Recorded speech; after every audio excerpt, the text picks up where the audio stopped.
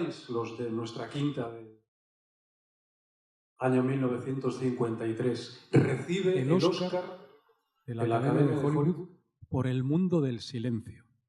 Jacques Cousteau nos dijo que este mundo es un mundo donde no hay sonidos. Y los científicos actuales nos han dicho todo lo contrario. El mundo submarino, el mundo animal es un mundo lleno de sonidos, lleno de mensajes.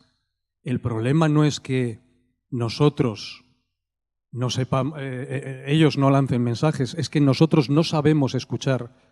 Ni Jacques Cousteau supo escuchar a los peces, ni nosotros sabemos escucharles a ellos, ni a las plantas, ni a los animales que nos están diciendo que hay un cambio climático. Y llevan muchos años diciéndonoslo, pero nosotros no les sabemos. Nosotros no. Casi todos nosotros no sabemos escucharles, porque ahora verán a 4 personas que, como decía Konrad Lorenz en El anillo del rey Salomón, hablan con las bestias, los peces, los pájaros y las plantas. Son capaces de escuchar lo que les dicen los seres vivos respecto al cambio climático.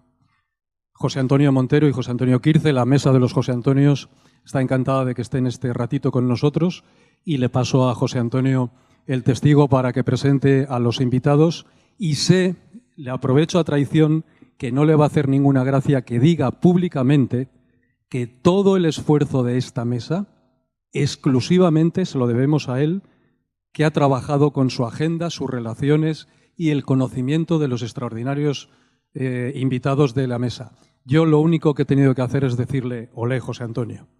Olé, José Antonio. Bueno, de José Antonio, muchas gracias, pero me parece que no eres justo contigo mismo y la verdad es que ha sido un placer todos estos meses, no solamente organizar esta mesa, de la que estamos muy orgullosos, sino todo el congreso con nuestros compañeros de APIA. Si me permitís, quería empezar con una pequeña reflexión personal que tiene que ver bastante con esta mesa. Y es que, en estas horas que llevamos de congreso, me está interesando mucho, como siempre, pero lo estoy encontrando especialmente estimulante para un periodista, porque se están empezando a definir una serie de conceptos que yo creo que nos están siendo de gran utilidad. Veréis, en este público percibo que hay, aparte de compañeros, estudiantes o gente que está interesada en estos asuntos. Y bueno, sin caer en el victimismo, pero tenéis que saber de alguna forma que los periodistas, y especialmente los periodistas de medio ambiente, llevamos unos años bastante duros. Y no solamente hablo de la precariedad de la profesión, sino también de este mundo nuevo que nos ha venido de alguna forma, los que venimos de quizá un ejercicio de un periodismo un poco más clásico, en el que la comunicación está mucho más abierta, hay mucho más actores, hay mucha más gente divulgando y de alguna forma nos hemos quedado con, lo estábamos hablando ahora durante el picnic, ¿no? Con una cierta sensación de crisis de identidad, de no saber cuál va a ser nuestro papel como periodistas ambientales de cara, no digo al año que viene, pero sí a un futuro más o menos cercano, ¿no? Y hoy se ha hablado, por ejemplo, mucho de la función social del periodista, un término que a mí me ha encantado y que de alguna forma pues es un estímulo, ¿no? a nuestra labor. El cambio climático es un problema de tal dimensión, de tal envergadura, que como bien dice y se ha mencionado aquí varias veces el título de la obra de Noemi Klein, ¿no? Esto lo cambia todo, también cambia todos los paradigmas, creo, o los va a cambiar de la práctica de la profesión. Nosotros venimos arrastrando de ese mundo del periodismo clásico una serie de códigos deontológicos o de tics de alguna forma corporativos, como puedan ser el tema de la imparcialidad, que ha salido aquí varias veces. Yo me declaro un periodista parcial, absolutamente parcial, y renuncio ahora mismo a ese prurito de imparcialidad que de alguna forma nos han inculcado siempre. Creo que estamos destinados a jugar un papel, si lo hacemos sin complejos y asumimos esa función, muy relevante a la hora de transmitir la importancia de un problema con una emergencia como tiene el cambio climático. Imparcialidad no significa falta de rigor. Perdón, o sea, quiero decir que posicionarte activamente en este tema no significa que lo hagas de una forma frívola o lo hagas sin mensajes y sin información acreditada. Yo creo que tenemos unos aliados de lujo para este nuevo tiempo del periodismo, que es, por ejemplo, el mundo científico. Mi experiencia, además, con los científicos españoles, eso es otro mito que de alguna forma se me ha caído, es que para nada son esa imagen de profesionales volcados o de alguna forma encerrados en su labor académica, sino que cada vez más me encuentro con un perfil de investigador abierto al mundo, interesado en difundir, que empieza a hacer sus pequeños o grandes proyectos de divulgación y que son ellos muchas veces los que están llamando a la puerta del periodista para buscar,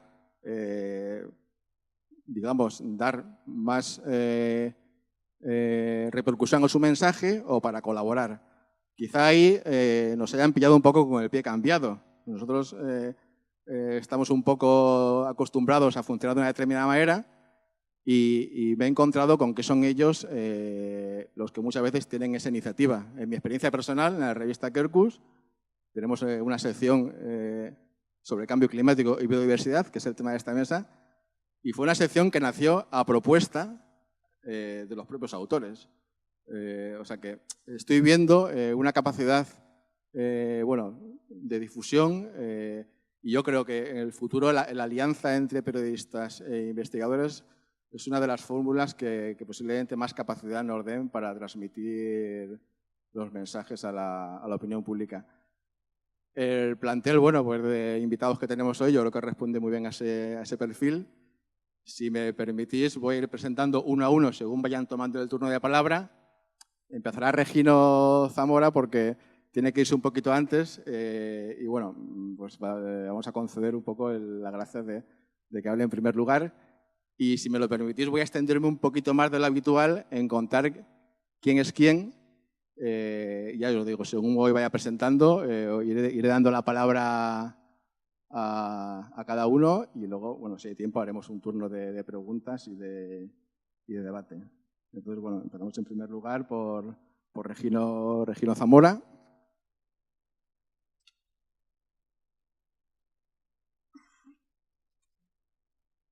Regino, te presento, una línea sobre ti. Regino es coordinador científico del Observatorio de Cambio Global de Sierra Nevada, de la Universidad de Granada. Es doctor en Ciencias Biológicas, catedrático de Ecología de la Universidad de Granada, donde lleva más de 30 años dedicados a la docencia universitaria. Su campo de investigación principal es el estudio de la ecología de las interacciones planta-animal y sus consecuencias en los procesos ecosistémicos. Actualmente es el presidente de la Asociación Española de... Ya no, bueno, lo fue. Tampoco. Fueron... Y bueno, y concluyo que es el coordinador científico del programa de seguimiento de cambio global de Sierra Nevada. Tu turno, Regino. Bueno, muchísimas gracias, José Antonio, al resto de organizadores por invitarme y por el sitio tan magnífico. La verdad que aquí las ideas bullen por sí solas, es un escenario excepcional. Muchas gracias, de verdad, por el detalle. Bien, pues a ver, yo porque estoy aquí, ¿qué creo que os puedo trasladar que os sea de utilidad a vosotros? A ver, yo soy profesor de una universidad hace ya muchos años, entonces empecé a vincular mi trabajo docente e investigador a Sierra Nevada. Es el lugar que tenía más cerca y que tenía unas posibilidades de investigación magníficas y también de docencia a nivel de dar prácticas.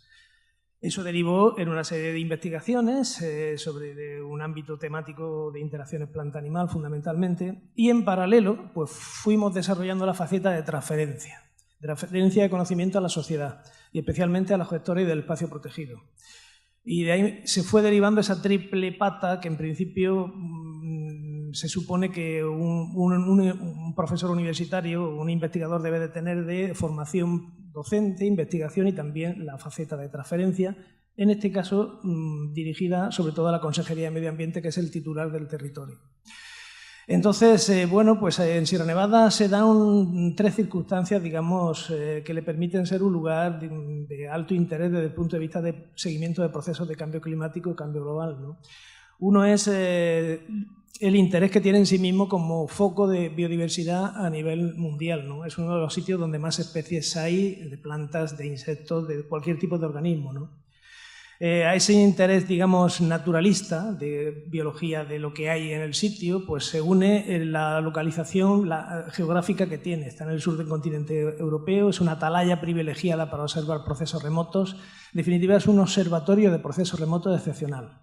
Entonces tenemos por un lado que es un laboratorio natural excelente, es un observatorio de procesos remotos excelente y se da también la circunstancia de que hay mucha investigación que ha realizado tanto los equipos de la Universidad de Granada como de otras instituciones, como el Consejo Superior y otras universidades españolas y extranjeras en Sierra Nevada. Entonces, uniendo esa capa de interés naturalista, de conservación, con conocimiento científico, pues surgió la idea de montar una propuesta basada en ese conocimiento que ayudara a la gestión de ese espacio protegido. Y de ahí salió la idea del programa de seguimiento de cambio global asociado al denominado Observatorio de la Consejería de Medio Ambiente, ¿no? Entonces nosotros lo que hacemos es la parte de coordinación científica y gestión de la información para, en principio, ayudar a una mejor gestión de ese espacio protegido y también, evidentemente, para ayudar a transferirla a la sociedad. Entonces nosotros somos razonablemente buenos, creo, en lo que es la parte de generar el conocimiento, pero en la parte de transferencia es donde, evidentemente, no somos profesionales y hemos tenido serios problemas.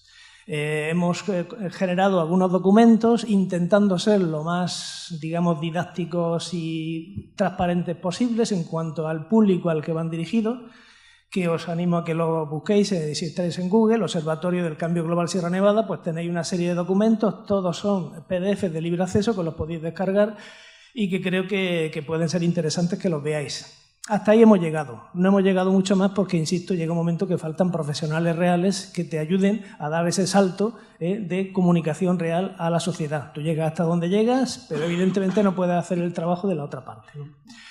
Entonces, esa es la situación que tenemos ahora mismo. Un observatorio que intenta seguir vinculado a la Consejería de Medio Ambiente, vinculado a una serie de proyectos internacionales del programa H2020 y que, bueno, que tiene, digamos, ahora mismo cierto recorrido en España en cuanto ya a construcción, algo razonablemente consolidado, con sus patas de investigadores, sus patas de consejería, en fin, con los elementos, digamos, de los diferentes actores.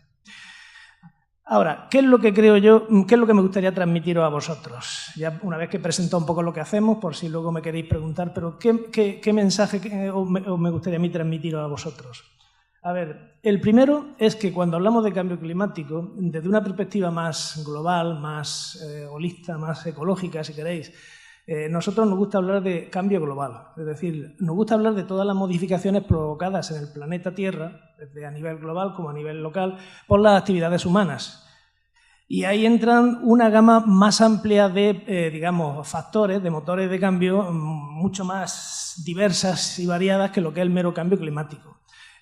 Primero de ello, evidentemente, el cambio de uso de territorio, el cambio de uso de suelo, llamadlo como queráis, que son todas las transformaciones que el territorio nuestra especie ha provocado y que en el Mediterráneo, si llevamos unos cuantos milenios, muchos miles de años interaccionando quiere decir, pues, agricultura y ganadería de subsistencia, intentando buscarse la vida, pues quemando monte, poniendo ganado, cambiando, roturando tierras, pues eso tiene una importancia tremenda. Y esos motores de cambio interaccionan con el cambio climático. Entonces, lo que una de las ideas fundamentales, no es por el ánimo de liaros, pero sí que me gustaría que aterrizáramos en la realidad, es que pensáramos que ese cambio climático en realidad está interaccionando con otra serie de factores de cambio, algunos de los cuales, como cambios de uso del territorio, son los que realmente tienen más importancia en el sitio geográfico del planeta donde nos encontramos, ¿vale? Eso me parece un hecho importante. Os voy a poner 2 ejemplos, creo que nos puede ayudar a entender esto mejor. Tenemos problemas recientes, no sé si aquí en Valencia lo estáis teniendo, pero en el sur son muy evidentes de masas forestales, plantaciones que se plantaron en los años 50, 60 y que ahora mismo se están secando. Se plantaron en una época, en unas décadas que eran excepcionalmente lluviosas y con unas densidades elevadísimas, 1.500, 2.000 pies por hectárea. Ahora mismo el agua que cae no da para mantener eso, con lo cual se están secando. Si no se mueren por sequía, se mueren por enfermedades, pero la causa viene originada por lo mismo. Entonces, ahí tienes un problema climático, sí, se están muriendo, se están secando, pero porque hace 60 años se plantaron en unas condiciones inadecuadas. Es un problema de antes, de mal manejo, que ahora el clima está poniendo en su sitio, por decirlo de alguna manera. ¿Vale? Entonces, no es solo clima, el problema viene del mal manejo que se hizo en su momento, pensando que el clima probablemente fuera a ir en otra dirección. Otro ejemplo que os puedo poner, el incendios que tengamos, el incendio de Doñana, por decir algo que ha salido en los medios de comunicación, sigue saliendo. Pues se piensa o decimos, si llueve este otoño-invierno, aquello se recuperará rápido, ¿vale? Pero depende de si llueve más, llueve menos, de acuerdo, es un elemento crítico, pero también depende de si hayan quedado más propágulos, más semillas en la zona quemada, que aquello se recupere más o menos rápido. Depende del manejo que haya en el contexto de la zona quemada. Imaginar, por ejemplo, que haya un acuífero que se comparte entre la zona quemada y la zona no quemada. Si en la zona manejada por el hombre el acuífero se está explotando, ese acuífero baja donde está el hombre y donde no está el hombre, en la zona mejor conservada también. Lo estamos afectando también. Y no es una cuestión de que se llueva más este otoño o menos, es cuestión de manejo, en este caso, del nivel hídrico que tiene un determinado acuífero. Y si llueve menos o llueve más, pues si llueve poco, pues imagínate que germina poco, hay poco verde y el ganado que hay allí se lo va a comer todo. Con lo cual, el ganado va a ser el causante de que aquello no se regenere, asociado a que ha llovido menos. Luego, siempre tenemos una triada, varios bucles de interacciones que es interesante conocer y que os animo a que los penséis y profundicéis y que no nos quedemos solo con el tema cambio climático. Esto es una pequeña parte de la realidad. Eso ocurre, esa capa ocurre encima de múltiples capas de efectos humanos que son en buena medida las que realmente tienen muchas veces más peso, ¿vale? Es una reflexión que me gustaría, que seguro que mis compañeros van también a ir a profundizar en esa dirección. Y otra idea que me gustaría insistir. A ver, cuando yo no soy climatólogo, no soy físico de la atmósfera, yo soy ecólogo, entonces solo te puedo hablar de las consecuencias, los procesos naturales de un cambio climático o un cambio del tipo que sea. Entonces, pues, claro, ¿qué respuestas va a tener un determinado ecosistema frente a una sequía pertinaz? Vamos a ver, un sistema ecológico no es un puente. Aquí yo siempre digo, no hay que verlo con la mentalidad, digamos, de ingeniero. Perdonad, no quiero ser despectivo ni nada, simplemente la mentalidad de decir, construyo un puente, analizo los factores de carga, los niveles de riesgo, el punto que puede tener esto de aguante, y si no supera eso, aguantará, y si supera, se vendrá abajo. Bueno, eso es materia muerta, inerte. Pero los sistemas ecológicos son sistemas vivos, y ahí lo vinculo con la parte de biodiversidad. Y la materia viva responde de muchas maneras. Muchas veces no es exactamente lo mismo, muchas veces para nada lo mismo, de lo que es la materia inerte. Es decir, un sistema ecológico jamás te va a responder como un puente frente a una gran perturbación. Jamás. Tendrá otras respuestas. Algunas serán negativas, podemos esperar, puede ser que aquello se colapse, pero algunas pueden ser nuevas oportunidades porque los sistemas biológicos se adaptan, cambian y tienen muchas formas de evolucionar frente a esas nuevas situaciones. Entonces, es otra realidad que hay que conocer, que no la quiero poner la etiqueta de buena o mala, pero es una realidad absoluta. Tenemos que tener en cuenta que estamos pensando para lo que sería la respuesta de un sistema vivo, y un sistema vivo no tiene nada que ver con una carretera, ¿vale? De verdad que eso me parece una cosa muy importante, porque a veces se mete en el mismo saco un sistema ecológico con lo que sería la construcción de un puente o una carretera, y son cosas diferentes. Con esos elementos, digamos, de debate y de pensar, pues yo ya cortaría para no alargarme más y podemos pasar a... Muchas gracias, Regina. Bueno, por orden de sentados, le damos la palabra a David Beities. Él es el director del Departamento de Biogeografía y Cambio Global del Museo de Ciencias Nacional de Ciencias Naturales. Es biólogo por la Universidad de Burgos. Estuvo también haciendo formación postdoctoral en Ámsterdam y en California, tras los cuales se incorporó como científico titular en el museo y ahora dirige este grupo bueno, pues con un potencial y un personal de investigación muy relevante. Su trabajo actual se centra en integrar diferentes campos para estudiar los patrones y procesos que han determinado la diversificación de especies, su distribución histórica y los posibles impactos del cambio global sobre las mismas.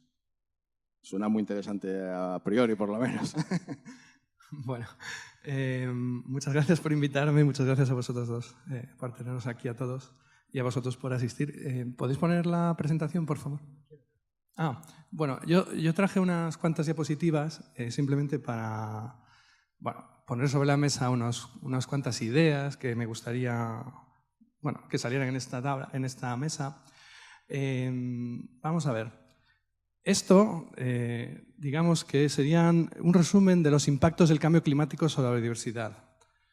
No me voy a extender en esto para nada, pero simplemente hay una cosa que tenéis que tener clara. Actúa el cambio climático a todos los niveles, desde organismos, poblaciones, especies y comunidades, y afecta a muchos factores: genética, morfología, estos afectan a la distribución, dinámica poblacional, relaciones entre especies, etc. Vale, ¿esto es noticia? No. Nunca lo vais a sacar probablemente casi nunca lo vais a sacar, excepto cambios en la distribución de especies o en la productividad de ecosistemas, porque afecta a especies comerciales, especies que o ecosistemas que estamos interactuando con ellos, pero la gran mayoría de la literatura científica hay ejemplos de todos estos cambios que suelen ser bastante dramáticos. Muchos afectan a especies comerciales y a veces pues sí salen en los medios, pero no es noticia. Entonces, vamos a ver cómo podemos los científicos trasladaros a vosotros y a ver cómo vosotros encontráis los huequitos por ahí para que algunas de estas cosas aparezcan en los medios. Muchas veces, digamos que si queremos reducir al mínimo las respuestas de las especies al cambio global, pues estarían estas tres opciones, ¿no? O me voy, cambio la distribución, me quedo y me adapto, o me extingo. Vale. Vamos a hacer un jueguito aquí, un test. Mirad esta frase. El cambio climático es de rabiosa actualidad, ¿verdad? Vamos a ver. El reciente cambio climático en el Ártico y zonas templadas del hemisferio norte ha supuesto una mejora de las condiciones de vida de muchos animales y plantas. Es un hecho de todos conocidos que las áreas de cría de un número de aves pertenecientes a la fauna mediterránea europea de la taiga siberiana han sido empujados hacia el norte en las últimas décadas. Bueno, pues ahora colaborad conmigo. A ver, que levante la mano quien piense que esta frase fue producida, o sea, se dijo en 1950. 1, 2, 3. Bien. 1975. Unos 12, 15. 2000. Más o menos. 2014. Bien, enhorabuena. Hace 70 años que Finn Salomonsson ya estaba hablando de cambios en la distribución de especies, de cambio global. ¿Qué ha pasado aquí? 70 años. Creo que estaba el señor antes, que no lo veo, que tenía esa edad más o menos, que estaba el que dijo la pregunta. Prácticamente, yo creo que todos los que estamos en esta sala somos más jóvenes que esta frase. Y sin embargo, ahora es cuando urge, es la noticia más urgente. Que sepáis que desde hace 100 años hay gente hablando de cambio global, hay gente poniendo estos problemas sobre la mesa, pero ahora llueve y ahora necesitamos el paraguas. ¿Vale? Si queréis saber más sobre esta historia, en el Kerkus de este mes la tenéis ahí. Pero lo que os quiero transmitir es que ahora mismo es la necesidad, porque ahora empezamos a sufrir las consecuencias del cambio global. Y hasta ahora no, pero ya hace mucho tiempo que la gente y los científicos estaban hablando de esto, ¿vale? Bien, una de las cosas que llama mucho la atención y que es noticia es los cambios masivos de distribución de especies, que de media pues, son unos 20 kilómetros por década, mucho más evidente en el medio marino que en el medio terrestre, ¿vale? Es decir, que se está viendo ya esto que pasa. En realidad, las noticias que salen pues son que ya no hay sardina o que tal especie se va, pero el problema de fondo, y que es el que no se está tratando ahora mismo, es un poco esto. Estos colores que veis aquí de rojos es donde están las zonas de mayor productividad y también de alta diversidad del planeta en el mar. Es decir, aquí es donde vamos a pescar, aquí es donde están muchas de las especies y lo que se predice para el futuro es que se van a ir hacia los polos. Es decir, donde vamos a pescar ahora ya no va a haber esas especies. Si lo enfocamos como biodiversidad, probablemente la noticia no es tan interesante, pero si lo enfocamos como pesquería y luego metemos esto por detrás, sí que lo es. Y si yo fuera ministro de Medio Ambiente o de Pesca de este país, me lo haría mirar. Porque esto, como veis, se va a cargar, o si esto sucede, que es lo que se prevé, todo lo que es la pesquería actual, incluso la de bajura. Ahora os hablo de la sardina súper brevemente porque salió en los medios esta semana, ¿no? Pero, ¿qué está pasando aquí? Que se calienta el agua, pero las especies se van a adaptar. Pues adaptarse es difícil. Nosotros tenemos datos, hay muchos trabajos científicos que demuestran que no es tan fácil. Y en realidad, que se incremente la temperatura del mar, podríamos pensar, oye, unos cuantos grados no pasa nada. En realidad el problema es, ¿veis? Esto es temperatura del mar para diferentes especies. Esta línea negra es el límite a partir del cual no pueden respirar, no hay oxígeno suficiente en el agua. Para el bacalao, para el centollo, para el sargo, para el blenio, cada una tiene diferente. ¿Qué está pasando? Está incrementándose la temperatura del agua, los bichos no pueden respirar, se van hacia el norte. Bueno, esa es la noticia de verdad. Lo que sale en la prensa, ¿qué es? Miedo al entierro de la sardina ibérica, la extinción de la especie. ¿Y dónde sale? En economía. Necesitamos tener un nicho propio en el que se traten estos temas, algunos periódicos lo tienen, y si no, si realmente solo podéis publicar en la sección de economía, pues no estaría mal que solo, en vez de hablar del sector pesquero y de una especie, en realidad lo que está pasando es que todas las comunidades, todo el ecosistema está colapsando. Podéis hablar de la sardina y después mencionar esto. ¿Por qué? Porque en realidad, si dejamos de pescar sardina, que es lo que se propone la semana pasada, se ha propuesto dejar de pescar sardina 20 años. Yo soy de Vigo, hace 25 años se cogían las sardinas y se usaban para abonar los campos. Había tantas que se usaban para abonar los campos. No hay sardina. Bien, pero es que no hay sardina, no va a haber centollos. Y una forma también de dar noticias es este tipo de humor, ¿no? Porque en realidad lo que está pasando es que pues ya no hay estas especies, va a haber otras, va a cambiar. Pero esto está afectando al sector pesquero, está afectando al turismo, etcétera.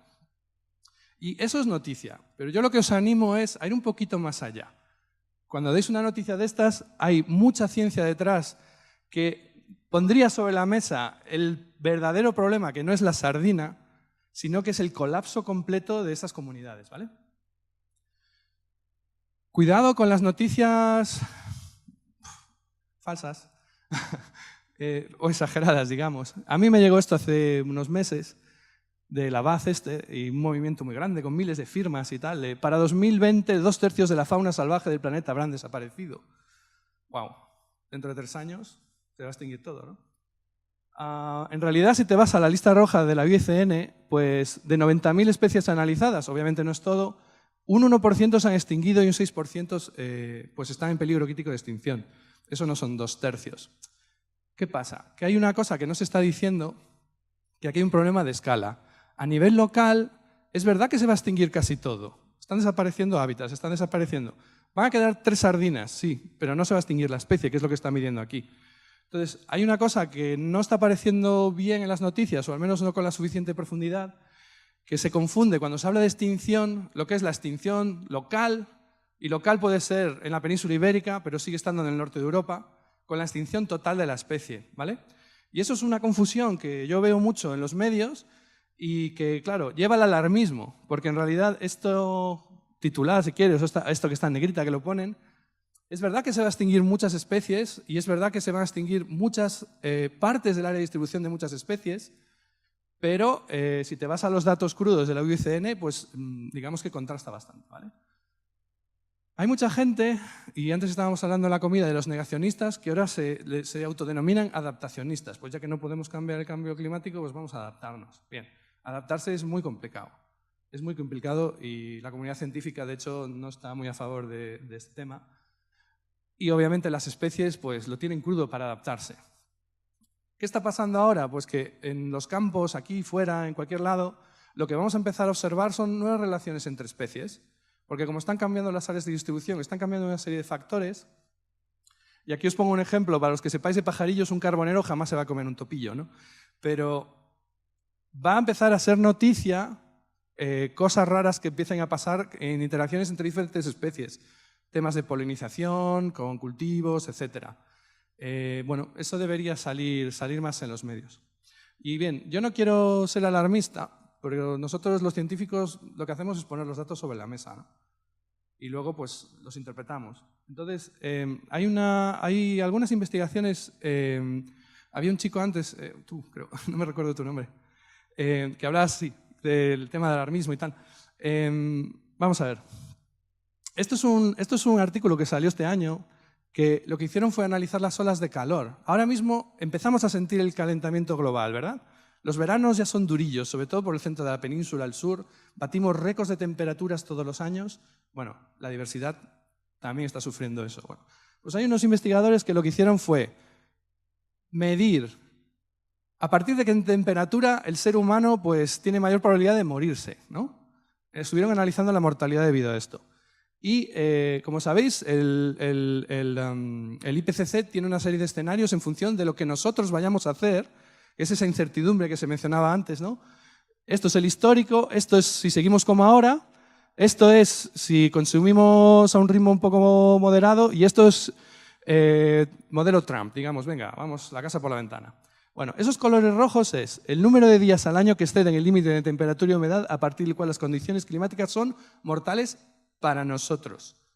Llamémosle olas de calor continuas. Si vamos hacia este modelo actual de sociedad, pues aquí en estas zonas oscuras estaríamos más de 300 días al año de ola de calor, ¿vale? Esto es noticia, pero no está saliendo en las noticias, ¿no? Y no hay que ser alarmistas, simplemente es lo que decía el compañero. Es nuestra decisión si queremos estar aquí o si queremos estar aquí o si queremos estar aquí. Y probablemente es una decisión en la que vamos de abajo arriba, es decir, si el ciudadano decide dejar de usar coches, de cambiar su modelo energético, de cambiar su modelo de consumismo, podremos estar en un escenario que nos permita, bueno, vivir bien. Y si no, pues acabaremos aquí. El problema es que nadie se acuerda de la biodiversidad. Y justo estas zonas donde se prevé que las condiciones sean malas o muy malas, pues coinciden con lo que le llaman los hotspots de biodiversidad. O sea, ¿dónde hay más especies en el mundo? Pues justo en esas zonas, ¿no? Entonces, bueno, igual hay mucha gente que no le importa lo que pasa en Madagascar o en Filipinas, pero son sitios donde tenemos la mayor biodiversidad del planeta y está muy amenazada. Como decía Regina, nosotros no consideramos solo el calentamiento global. Nosotros hablamos de cambio global, que incluye no solo el calentamiento, sino otro tipo de factores.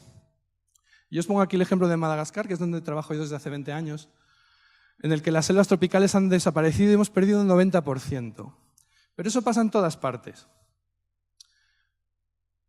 Hace 2 años, de repente los satélites dieron esta imagen. Esto es monóxido de carbono. Y de repente se dispararon los niveles ahí. ¿Qué estaba pasando? Pues que le prendieron fuego a toda Indonesia, Sumatra, Borneo. Esto es lo que pasa. Le han prendido fuego a todo. La diversidad que hay ahí pues ya ha desaparecido. ¿Apareció en las noticias? Sí, súper brevemente. Sí que aparecen los incendios de Galicia, por ejemplo. Pues es un momento, es una oportunidad también para sacar este tipo de noticias porque básicamente, sin ser alarmista, estamos destruyendo como nunca y a una velocidad increíble el planeta. ¿Vale? Y nosotros los científicos queremos que vosotros los periodistas habléis de esto, porque es un problema importante. Y obviamente hablar de esto sin proponer soluciones, pues no es lo adecuado. Entonces sí que se pueden integrar este tipo de noticias con iniciativas de reforestación, de este tipo de cosas, ¿no? Entonces yo echo un poco en falta a veces que estas cosas pasen desapercibidas cuando realmente nos estamos cargando el planeta a una velocidad y de formas muy predecibles. Y quiero acabar simplemente con estas 2 preguntas, ¿no? ¿Cómo vais a cubrir vosotros este fenómeno global que no solo afecta a nosotros, sino a toda la biodiversidad? ¿Podremos salir de la sección de economía algún día? Y bueno, hay ejemplos fuera de la sección de economía, pero convertir esas noticias, que entiendo que son las que vuestros jefes deciden que tienen cabida en los informativos, y darle un poquito más de contenido. Y luego hay una pregunta que es ¿cómo debemos influir y cómo debemos influir en la sociedad en alguna dirección? Como comentaba José Antonio, ser parciales de alguna forma. Y reportando lo que está pasando ya estamos influyendo, ¿no? Pero hay que plantearse a ver si vamos un poquito más allá y nos posicionamos o no. Y muchísimas gracias por vuestra atención. Muchas gracias, David. Y bueno, pues fenomenal también que hagas estas referencias también a nuestra profesión, que seguro que dan lugar al debate durante los 2 días del Congreso. Habla ahora Fernando Valladares. Él es profesor asociado de la Universidad Rey Juan Carlos y director del Laboratorio Internacional de Cambio Global. doctor en Ciencias Biológicas por la Universidad Complutense de Madrid y en la actualidad bueno, también es profesor de investigación del CSIC.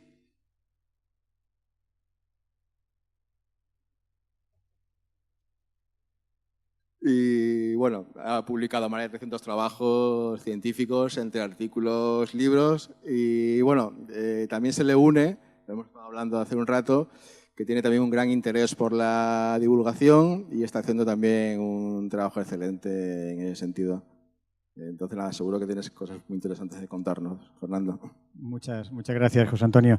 Bueno, es un placer estar hoy aquí y la verdad es que siempre he tenido una inquietud y unas ganas de comunicar lo que hacemos en la ciencia, porque en la ciencia lo que hacemos es jugar. Y es tan divertido que la verdad creemos que tenemos que contagiárselo a la sociedad.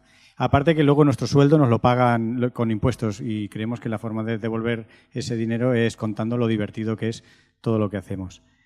Pero dicho esto, la verdad es que nos ha tocado jugar con una cosa que da un poquito de pena, porque es la patada ambiental que le estamos dando al planeta.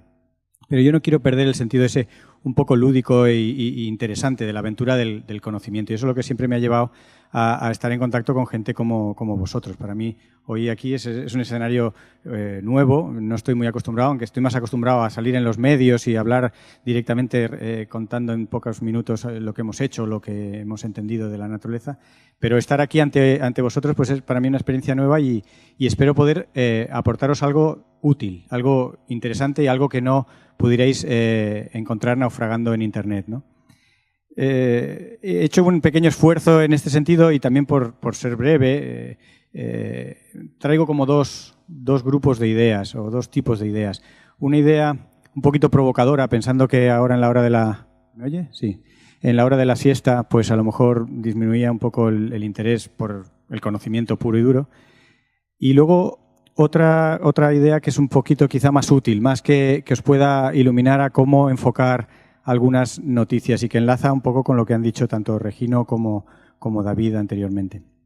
La idea provocadora, a ver si me sale provocadora, porque a lo mejor tampoco ni siquiera es tan provocadora, pero a mí me pareció interesante, estando en una mesa redonda en la que se hablaba de cambio climático y biodiversidad, darle la vuelta al sentido de la interacción más obvia. Todos tenemos en mente el oso polar que esta mañana criticaban, pero podemos hablar de cualquier organismo, nosotros mismos, como sufridores del cambio climático.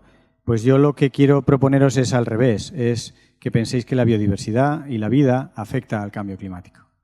Y lo afecta de muchas maneras, a veces directa, a veces indirectamente, pero lo afecta y mucho. Hay un feedback, término de un anglicismo ya muy extendido, que representa muy bien esta idea. Tú le das una patada a la biodiversidad y la biodiversidad te la devuelve, más o menos aumentada o atenuada, o a veces te la da donde menos te la esperas, ¿no? Y que no hay que sentir necesariamente o únicamente pena por esa biodiversidad que extinguimos. También generamos nueva biodiversidad. Puede no gustarnos, pero estamos generando salamandras, ¿no?, que son subespecies nuevas en Oviedo, separadas apenas por un muro. El otro día salía en la prensa. Generamos también biodiversidad. Puede que no sea la que nos interese o la que nos emocione. Estamos perdiendo, ganando, jugando, pero aparte de la dimensión ética de conservar la biodiversidad, la dimensión incluso espiritual, afectiva, religiosa, que lleva a muchas personas en el planeta y que es muy loable, de proteger la biodiversidad y ante la amenaza del cambio climático más que nunca, yo os quería remover un poco el esquema y decir, no, es que a ver qué hacemos con la biodiversidad que nos devuelve el problema amplificado, ¿no?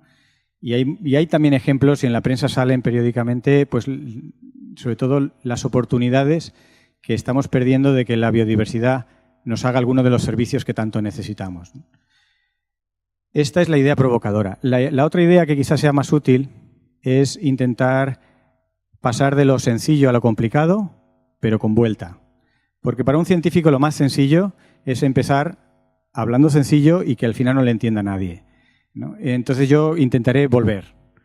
Simplemente me asomaré un poco a la complejidad y os mostraré cómo se puede volver desde cosas muy de perogrullo, ir a cosas más complicadas y regresar enriquecidos.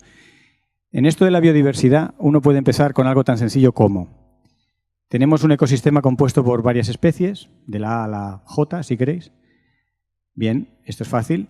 Segundo, de la A a la J no todas las especies responden igual al cambio climático. Esto también es sencillo. Y la tercera cosa que necesitamos para que la cosa se haga complicada es que las especies interaccionan. Es muy sencillo. Una se come a la otra es parásita, la otra es simbionte, la otra facilita. En fin, hay todo tipo de interacciones entre esas especies. Con esas tres cosas tan sencillas se genera un escenario de altísima complejidad, que es qué le va a pasar al conjunto cuando cambie el clima.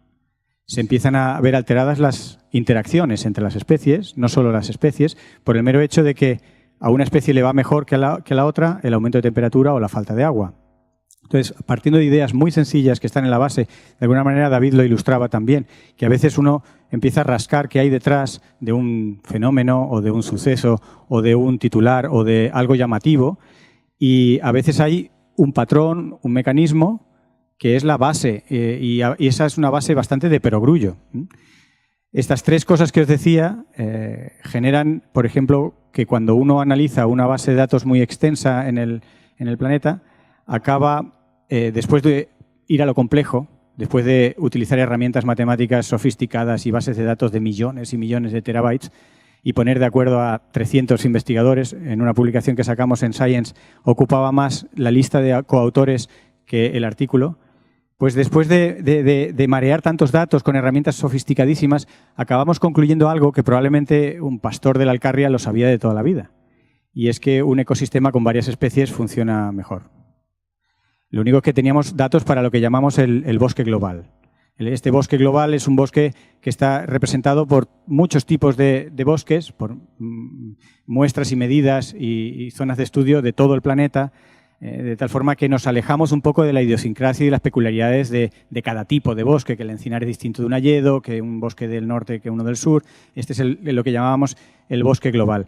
Y nosotros íbamos buscando cosas muy esotéricas, muy divertidas, de esas que os puedo contar, pues de mecanismos y cuestiones fascinantes, matemáticas, propiedades y funciones que pudieran explicar la relación entre productividad y biodiversidad.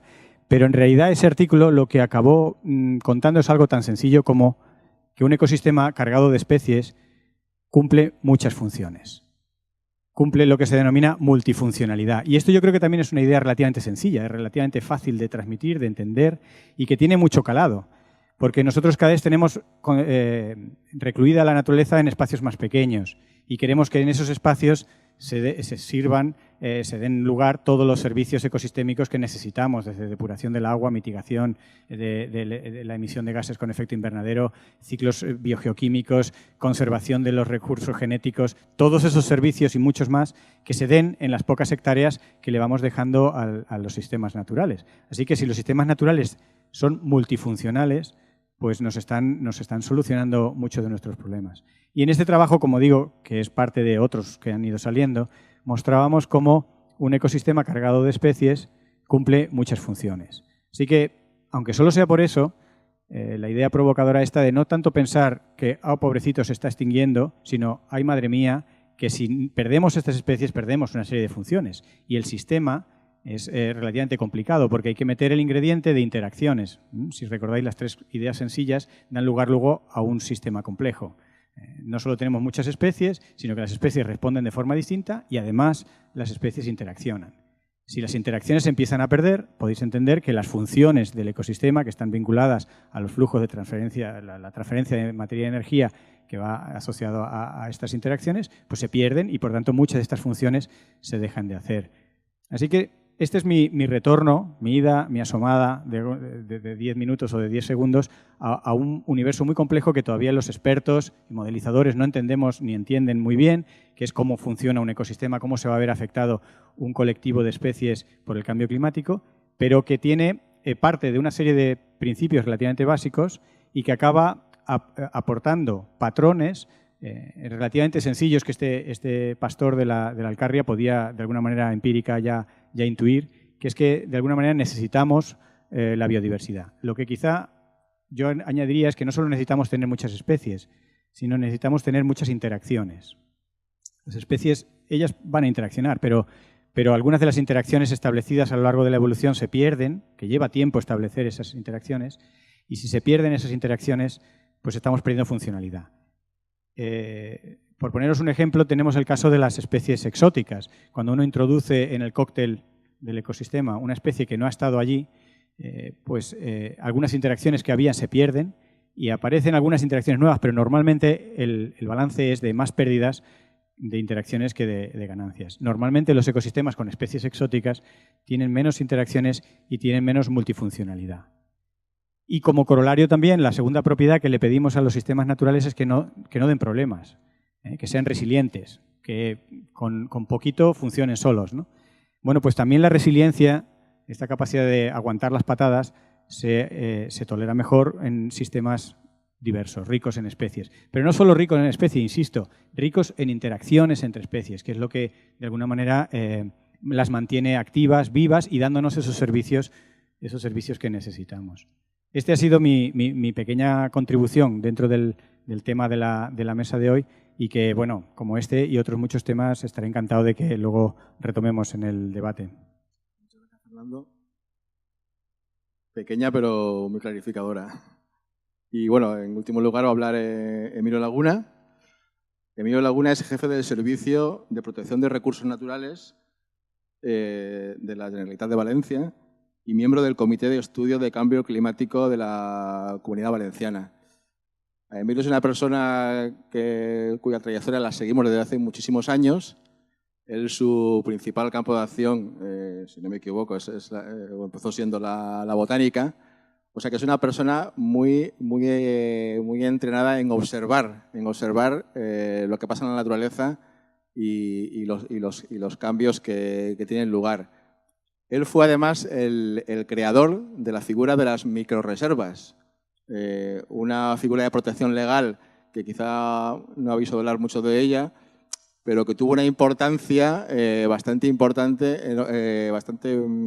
decisiva en lo que es proteger pequeñas comunidades de especies que estaban muy vulnerables o en peligro de extinción, ¿no? Y tuvo un desarrollo bastante amplio en la Comunidad Valenciana y yo creo que es una figura de protección que tiene un recorrido muy amplio y una trayectoria que aún no se ha agotado ni mucho menos. Pero bueno, básicamente es alguien que sabe lo que ocurre en el campo y que, bueno, pues seguro que también nos puedes contar cosas muy interesantes en esta mesa.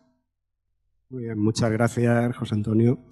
Y, por supuesto, agradecer que me hayáis invitado aquí a esta mesa redonda, que ni acaba de ser mesa ni es muy redonda, vamos. La que tenemos es cuadrada, quizás sea culpa también uno de tantos efectos del cambio global.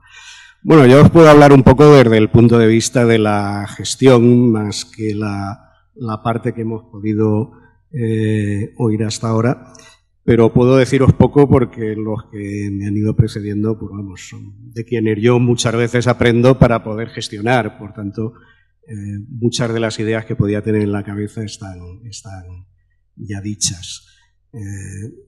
Quizá indicaros que nuestro servicio, bueno, por una pequeña rata, lo mío es jefatura de sección. El servicio se llama de vida silvestre, no aspira a tanto como el nombre de la sección, curiosamente. Y vamos, como competencias fundamentales, lo que llevamos es la conservación fundamentalmente de las especies amenazadas, los planes de recuperación y conservación de especies, el control de especies invasoras, que es un tema claramente ligado al cambio global, y la gestión de una parte de los espacios protegidos, lo que llamamos espacios protegidos parciales, en este caso los dedicados monográficamente a fauna y flora, como son las microreservas y la red de reservas de fauna. Y, por otro lado, a efectos de planificación, lo que es la elaboración de planes de gestión de la Red Natura 2000, que es un elemento para el cual precisamente estas cuestiones del cambio global son fundamentales a tener en cuenta. Y de alguna manera, en todos estos años hemos ido evolucionando, somos, si queréis, un servicio un poco atípico, siempre hemos sido muy pioneros en muchos de estos temas, somos de los que os damos mucho la vara a Kerkus publicando cosas, incluso el ejemplar que creo que lleváis ahora en las bolsas, el del mes de octubre, tiene un artículo nuestro sobre la caña judía, la Arundo micrantha, una planta muy curiosa porque se ha llegado a dar incluso por extinguida aquí en el territorio, entre otras razones quizá por causa de una especie invasora como el segundo Donax, que se plantó extensivamente ya desde época muy antigua, y que aquí no se había detectado nada más que una pequeña población en el sur de Alicante. Nos llamaba la atención porque está en todo el Ebro y luego posteriormente está también en Andalucía. Y cuando hemos empezado ya a revisar a fondo hemos visto que es una especie relativamente extensa. Probablemente lo que ha pasado, entre otras reflexiones que hacemos, es que probablemente la especie ha estado sin florecer durante décadas y por eso ha pasado desapercibida. Si no, no tiene, como diría el refrán, perdón de Dios, porque la planta es muy fácil de distinguir de la otra caña. Lo cual, en fin, es también una cuestión muy llamativa y probablemente un efecto de cambios a efectos de incremento de temperatura. En ese momento es una especie visible que antes nos había pasado desapercibida, incluso las teníamos en las listas rojas como una especie extinguida o en trámite de extinción. El servicio lo que sí que ha trabajado es, digamos, por una metodología en la que nos hemos ido acostumbrando a lo que llamamos en ecología el manejo adaptativo, ¿no? Incluso el manejo adaptativo en la gestión nuestra diaria. Yo recuerdo los planes de recuperación que se hacían hace 30 años, por ejemplo, bueno, eran, entre comillas, la Biblia en verso, vamos, eran hasta la última puntilla de lo que había que hacer exactamente con cada especie. Actualmente hacemos planes de recuperación que tienen 1 o 2 folios, como suena, porque hay que tener una flexibilidad extraordinaria para adaptarse precisamente a los cambios y al enorme, digamos, a la gran cantidad de aprendizaje. No acabaremos nunca de estar sorprendidos con lo que muchas de estas especies nos enseñan. Y luego, eso sí, unos instrumentos técnicos de planificación que, en vez de esos planes que parecía que iban a ser eternos, pues los tenemos colgados en Internet y se pueden cambiar cada pocos años tal y como vayan cambiando las circunstancias.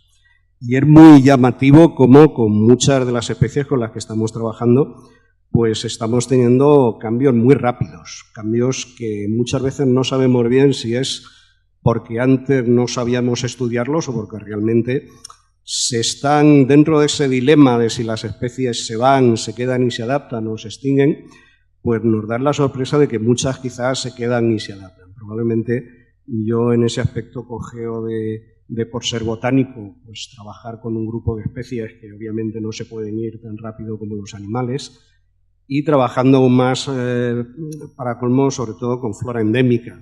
Tener en cuenta que la endemización, el hecho de que en un territorio haya una riqueza muy alta de especies que exclusivamente están allí, en buena parte está muy ligado a los medios de dispersión que tiene esa especie. Las especies que no pueden migrar es más fácil que al final pues acaben quedando reducidas a un territorio o simplemente se hiperadapten a esa zona. Porque al fin y al cabo adaptan, digamos, avanzan metro a metro, no a grandes distancias, no pueden colonizar otros sitios. Eso es un poco la razón por la que algunas familias botánicas ricas en especies que no pueden desplazarse a cierta distancia, pues son las labiadas, por ejemplo, donde tenéis la mayoría de plantas aromáticas que conoceréis, tomillos, romeros, etcétera, son riquísimas en especies endémicas.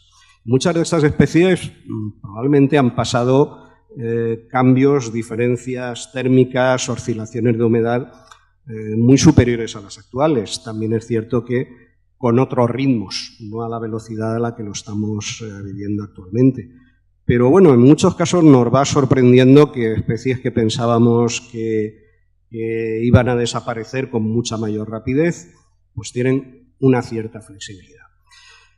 Esto ocurre algo parecido a lo del alarmismo con el cambio climático, tampoco se puede decir muy alto. O sea, lo decimos, lo transmitimos así y al día siguiente pues habrá quien diga, bueno, pues aquí no pasa nada y vamos a seguir destruyendo el territorio al ritmo al que lo veníamos haciendo. Un tema que sí que vemos, y insisto, lo han sacado ya los otros ponentes, es, digamos, nos es muy difícil ligar exactamente los problemas que vemos de cambios relativamente rápidos a nivel ambiental, ligarlos solo al clima. Creo que es bastante claro que esa componente climática es una parte de lo que llamamos más adecuadamente cambio global y en muchos casos nos es imposible discernir hasta qué punto, si no hubiera cambios en el clima al mismo tiempo, de todos modos eso sucedería, y a la inversa. Parece claro que la actividad de destrucción del medio, modificación del medio que ha hecho el ser humano y que a veces tiene sus evidencias o sus resultados mucho más allá de donde se ha generado un problema, de alguna manera pues se genera una sinergia junto a ese cambio climático con el que llevamos muchos años detrás. Ahora es un tema de moda, pero bueno, hace 30 años ya lo había y lo veíamos perfectamente. Yo mismo haciendo lo que llamamos entonces la tesina de licenciatura, la licenciatura con grado, el trabajo práctico del grado. Recuerdo que tuve que consultar, esto hace ya más de 30 años, y tuve que consultar datos climáticos. Me llamaba la atención que desde hacía más de 15 años antes no paraba de subir la temperatura continuamente año tras año en el registro que tenía más a mano. Además hice los trabajos de tesina y tesis doctoral en fenología, en el estudio de los ritmos de las plantas, los ritmos anuales. Y bueno, para empezar, casi nada de lo que decían los libros se cumplía, ¿no? Empezando, algunas cosas serían reglas básicas, como que aquí las plantas en el campo germinan en otoño, no en primavera. Pero otras llamaban la atención, como que aquí en el piso, digamos, en el cinturón de vegetación más cercano al litoral, lo que llamamos el piso mediterráneo, perdón, termomediterráneo, más del 60% de las especies vivaces florecían 2 veces al año. Incluso había especies que casi regularmente florecían 3 o 4 veces al año. Es un tema que, digamos, lo comentas y ves los libros y de toda la vida nos han explicado que las plantas florecen 1 vez al año. Cuando de repente veías que la encina tenía 3 e incluso 4 ciclos de floración en un año, llamaba la atención. Pero bueno, no deja de ser una parte de la adaptación de las propias especies a ese cambio. En tanto no se destruya o no haya una modificación masiva de las condiciones del hábitat, pues obviamente las especies van a tener un cierto margen de adaptación. Algunas no podrán ir adelante y para eso está en buena parte nuestro trabajo como gestores, y con otras lo tendremos más complicado. Lo que no tiene vuelta de hoja es la destrucción del territorio. Y de hecho, por ejemplo, sí que lo vamos viendo, aunque no tenemos una perspectiva histórica clara, porque aunque pensábamos que la red de microreservas, bueno, para los que no conozcáis el tema, tenemos ahora mismo son 304 zonas estrictamente protegidas como microreservas en la Comunidad Valenciana, es la red mundial más densa de espacios protegidos temáticamente solo para plantas en todo el planeta. Y se ofrecía, digamos, como un área, digamos, o una red de parcelas experimentales para aquellos que quisieran precisamente estudiar los cambios en diversidad a largo plazo. Pero bueno, no se ha dedicado nadie a fondo a mirarlo.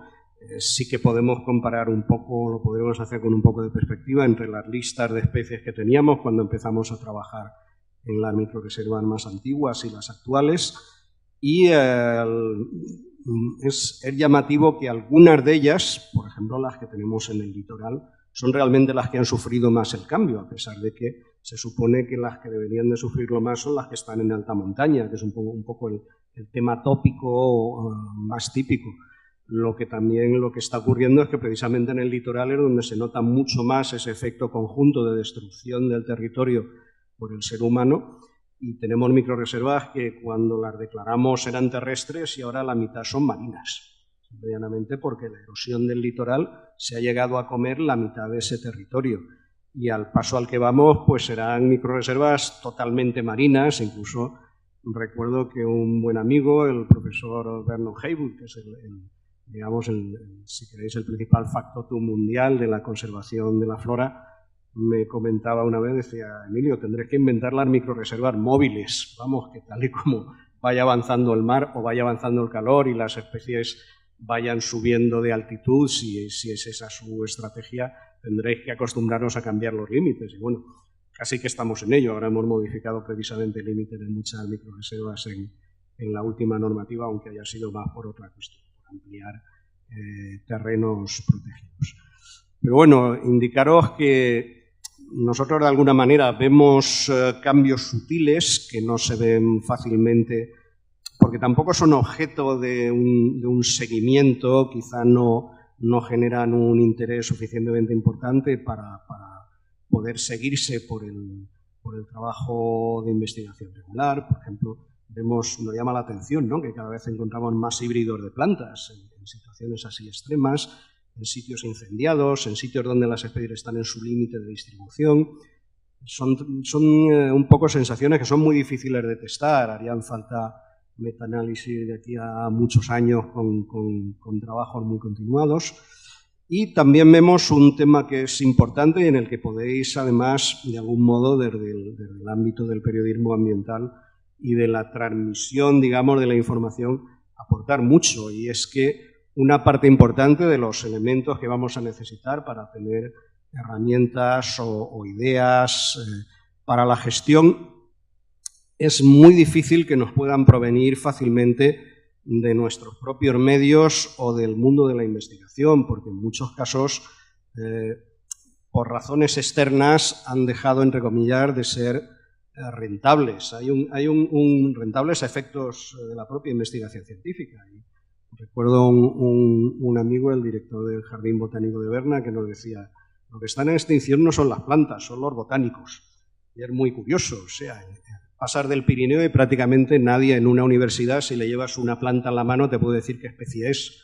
Y a cambio puedes tener al mejor especialista mundial en el conocimiento de un solo género que tenga X pocas especies. En cuanto que pasas a ese ámbito, a gran parte del mundo anglosajón, los que conocen al final y saben distinguir la diversidad, ya estamos hablando de biodiversidad, lo primero que tenemos que saber es distinguir las propias especies en el territorio, saber contarlas como mínimo. Bueno, pues al final son agentes medioambientales, guardas forestales, son miembros de ONGs, pero es muy difícil que puedan estar en los centros de investigación porque, desgraciadamente, los trabajos, digamos, básicos de conocimiento de la biodiversidad, desgraciadamente, pues no puntúan para el factor de impacto de publicaciones, etc.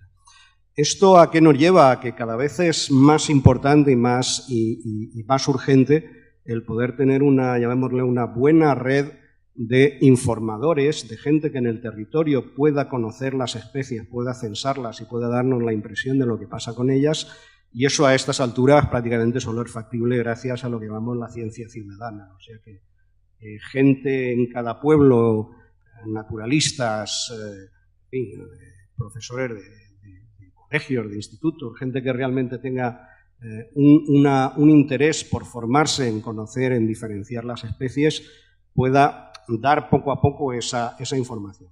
Es una información que se está empezando a trabajar ya con algunos programas, como conoceréis, por ejemplo, el programa SACRE, que desarrolla SelderLife, y que nos está dando una información muy potente, porque muchas veces es más importante y se ven mucho mejor los cambios globales en la biodiversidad por los cambios en las especies corrientes que por los que ocurren con las especies más amenazadas, entre otras cosas porque en esas amenazadas estamos los técnicos que gestionamos esos temas todo el rato encima. O sea, a lo mejor si no hubiéramos tocado el lince se habría extinguido, pero vamos, es muy mal termómetro el lince para hablar de cambios en la biodiversidad, porque al fin y al cabo estamos continuamente sin parar encima de él.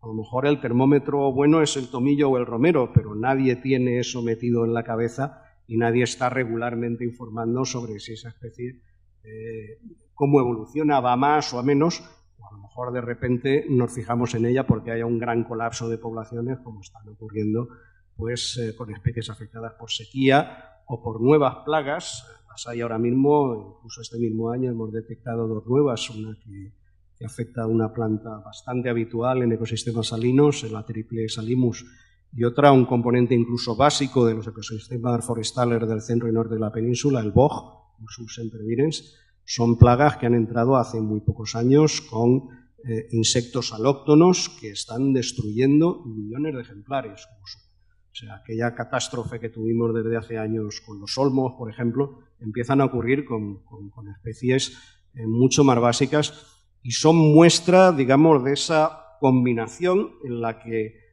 por supuesto, hay una componente del clima, pero hay también, sobre todo, una componente global. O sea, si no hubiera el comercio actual de especies que están circulando por todo el planeta, la importación de especies de jardinería que a saber qué te traen dentro de la tierra o dentro de los propios tejidos vegetales, muchos de estos problemas probablemente no ocurren. Un ejemplo de libro de esto de Cometa Ciudadana es esta información que nos ha alarmado tanto, ¿no?, que se ha difundido estos últimos días de ese declive espectacular de insectos voladores que se ha registrado en los espacios protegidos de Alemania, tras un estudio de más de 20 años. Y curiosamente, la información ha sido aportada por aficionados a la entomología durante muchos años, que son los que han permitido detectar algo que, si es extrapolable, es un auténtico bombazo por lo negativo, ¿no? Muchas gracias, Emilio. Creo que nos hemos comido de alguna forma el tiempo que teníamos destinado a este debate. Como hemos empezado un poco más tarde, no sé si tenemos un pequeño turno para preguntas. Supongo que sí, si no, directamente nos lo tomamos. Bueno, pues si queréis abrir el fuego, es vuestro turno. Mientras piensan alguna pregunta, yo quería haceros muy rápida una pregunta casi telegráfica a los tres, porque desde esta mañana se está hablando de especies bandera, de especies como el oso polar, que puede despertar la sensibilidad y puede crear incluso un efecto de rechazo, las dos posturas. Yo os quería preguntar a los tres vuestra opinión para comunicar nosotros el mensaje que queréis dar sobre el problema de la biodiversidad desde el punto de vista de la desaparición por el cambio climático, si os parece una buena herramienta las especies bandera y, en su caso, en vuestros estudios de la fauna y flora española o de la que habéis estudiado fuera, ¿qué ejemplo pondríais? Bueno, yo soy poco adecuado porque precisamente las plantas es difícil que la gente tenga una idea, tener en cuenta que en las plantas, como mucho, la población general se fija en los árboles, raramente en las hierbas pequeñas. Yo, de todos modos, te diría que las especies banderas, si no las hubiera, habría que inventarlas. O sea, que al fin y al cabo hay, digamos que incluso en la situación de que dijéramos que puede ser contraproducente incidir mucho en ellas, la demanda un poco de la propia curiosidad social va en ese sentido. Por tanto, antes o después pues habría digamos, ese interés.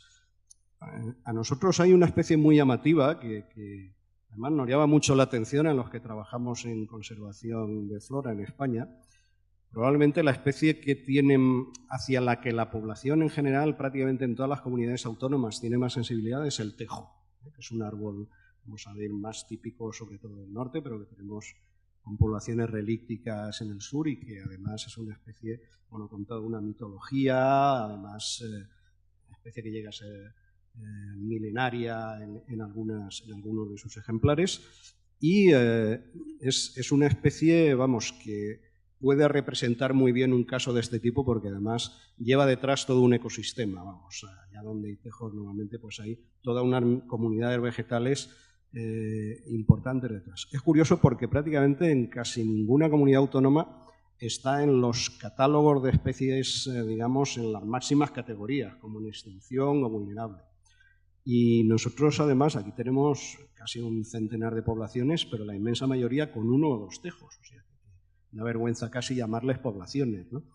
Y donde, además, la retracción que ha habido ha sido, sobre todo, por culpa de los incendios. O sea, es un efecto muy claro. Si se quema y luego no llueve, pues es una especie rebrotadora, pero que no tiene energía suficiente para rebrotar. Y tenemos la experiencia de haber trabajado un poco con ella a nivel incluso de educación ambiental. Y en general hay cierta respuesta detrás, pero obviamente la gente se fija mucho antes en una gaviota, en cualquier ave o en cualquier mamífero que no en las plantas. Bueno, pues por ser breve te diría que no. Y esto me trae a una analogía. Cuando uno aprende a dibujar, empieza por el blanco y negro, pero tarde o temprano pasa al color. Yo creo que en la conservación hay que pasar al 2.0 y hay que ver a la naturaleza como equipos. Además os doy ya incluso el formato. No os propongo que penséis diferente, que podría ser un mensaje típico de un científico. No hay que pensar diferente. No, ya os lo doy incluso pensado. Tenemos la analogía con el fútbol. Nadie puede pensar que conservando Messis vamos a ganar ningún campeonato, ¿no? Necesitamos un buen defensa, necesitamos un portero.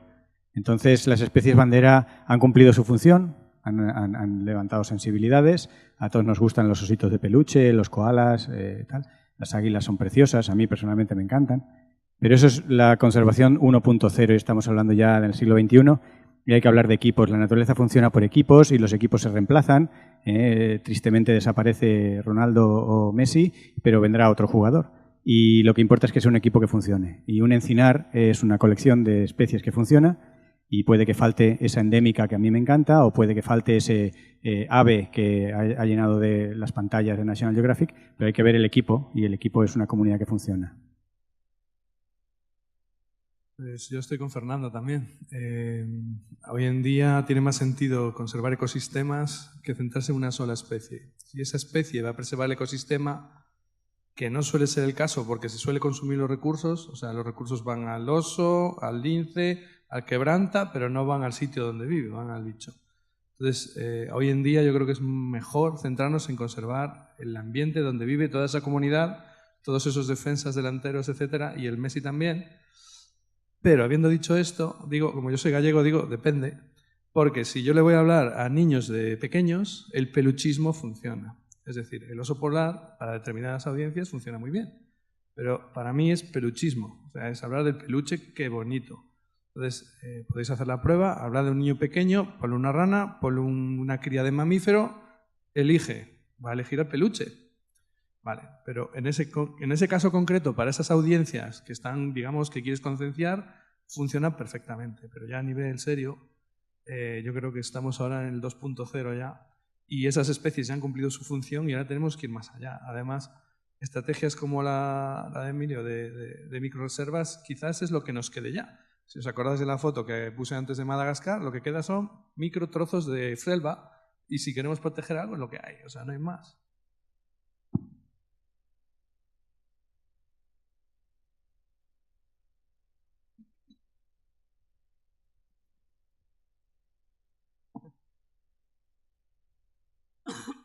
Perdonad que esté dando la bala hasta el momento, pero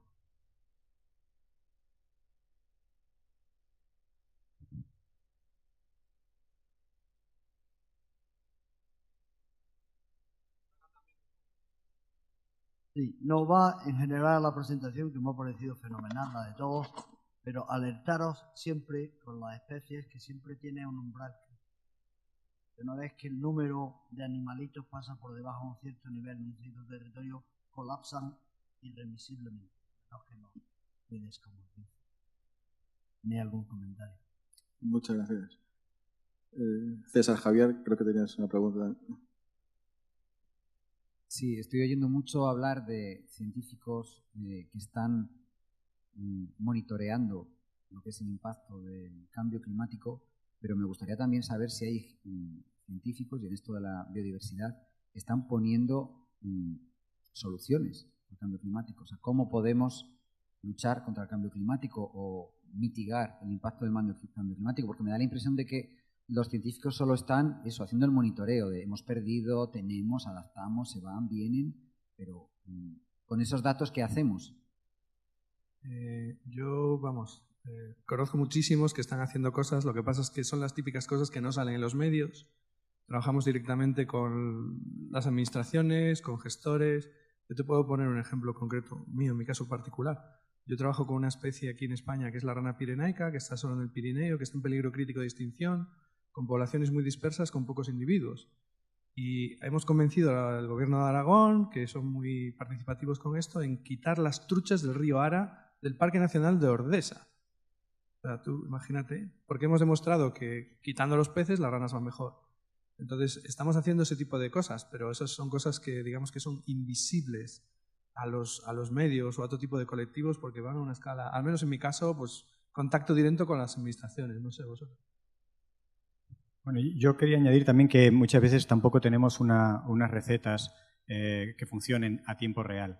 Y a veces el obtener la receta requiere un cierto afinamiento. Y me recuerda un poco lo que decía Emilio de la gestión adaptativa. Que cada vez los manuales de instrucciones se van haciendo más cortitos porque en realidad te dan como las pautas. Y es como un cocinero que en lugar de darte cerrada la receta te dice, mira, estos son los ingredientes y ve probando, ¿no? Y a medida que comprendemos mejor los sistemas naturales, entendemos que hay que dar esos grados de libertad, que tienes que asegurarte de que están, por ejemplo, hablando de biodiversidad, que están presentes las especies clave. Si no han llegado o si se han extinguido, pues tienes que llevarlas.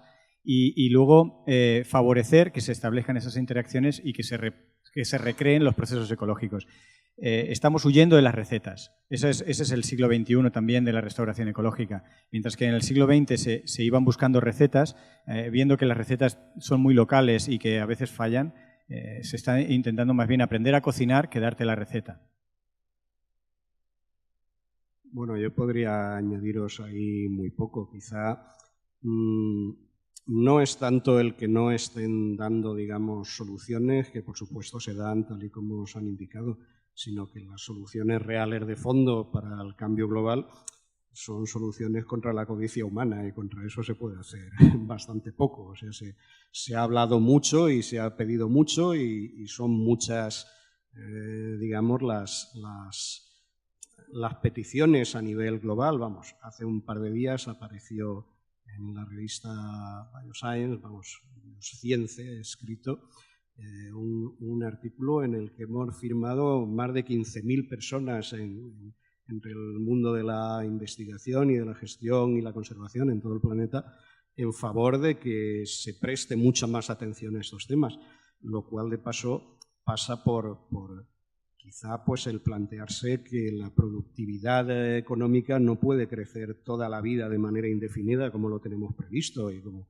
tendríamos que tener otro tipo de indicadores del avance de la sociedad y no exclusivamente los que hay actualmente. Y bueno, esta es, digamos, la segunda vez que se hace una carta de este tipo. Ya se hizo una hace bastantes años.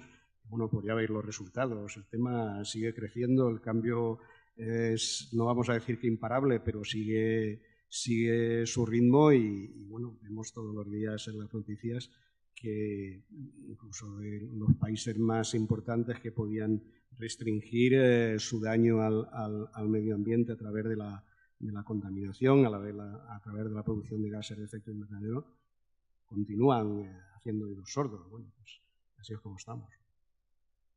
Creo que una última pregunta de una persona que usa mucho el Twitter, en 140 caracteres. En 140, ¿puedo hacer dos en vez de una?